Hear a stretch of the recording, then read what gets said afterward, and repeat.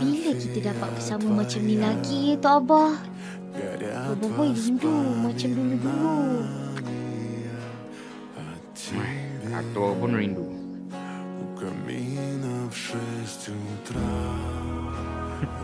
Mesti dia suka tengok gambar ni.